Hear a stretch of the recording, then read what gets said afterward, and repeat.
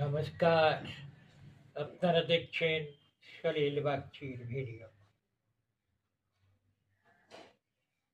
আজ এই সকালে আমি আপনাদের কাছে আমার ভিডিওতে নিয়ে এসেছি এমন একজন কবি যার নাম আপনারা সকলেই হয়তো শুনেছেন এবং তার কবিতা আপনারা পড়েছেন।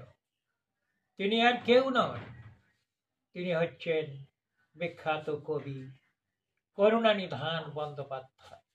আজ তার জন্মদিন। সালটা 1977 খ্রিস্টাব্দ। নতুন রবি আকাশে উদিত হয়েছে তার দীপ্তি নিয়ে। একটু একটু করে মেঘ ধরতে শুরু করেছে তারা আলোকচ্ছটা। রবীন্দ্র যুগ। ঠিক সেই সময় রবীন্দ্র যুগে বাংলায় অবতীর্ণ হলে আর এক নক্ষত্র, যদিও কিছুটা স্তিমিত। 19শে নভেম্বর 1877 খ্রিস্টাব্দ। করুণানিধান বন্দ্যোপাধ্যায়।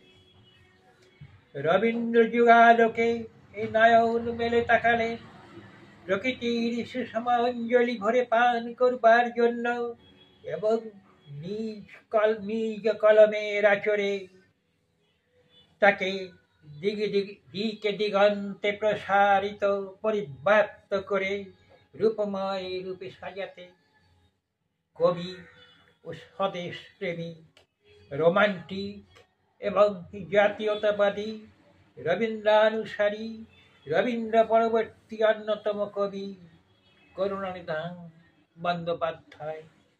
আজ 19শে নভেম্বর তার জন্মদিন। বহুমুখী প্রতিভার অধিকারী কবির জন্ম হয়েছিল নদিয়া জেলার শান্তিপুরে বাগাছড়া নামক স্থানে। তার জীবনকাল ছিল 77 বৎসর। এই 77 বৎসর সময়কালের সীমার মধ্যে তিনি যে লেখনীর ডালি রঙে রূপে সাজিয়ে দিয়ে রেখেছেন ভবিষ্যৎ প্রজন্মের কাছে স্মৃতির সরণিতে, তা আজও অম্লান উজ্জ্বল। তার পিতা ছিলেন নৃসিংহ বন্দ্যোপাধ্যায়, মাতা ছিলেন নিস্তারিণী দেবী এবং